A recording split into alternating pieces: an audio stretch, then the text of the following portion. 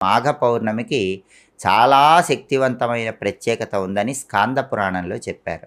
స్కాంద పురాణంలో ఏం చెప్పారంటే, మాఘ పౌర్ణమి రోజు దేవతలందరూ కూడా మనుష్య రూపాన్ని ధరించి అదృశ్యులుగా ఉండి భూమి మీద ఉన్నటువంటి నదుల్లో స్నానం చేస్తారని, దాని ద్వారా అమోఘమైన శక్తి పొందుతారని స్కాంద పురాణంలో చెప్పారు. కాబట్టి మాఘ పౌర్ణమి అంటేనే స్నానానికి ప్రాధాన్యత ఉన్న రోజు.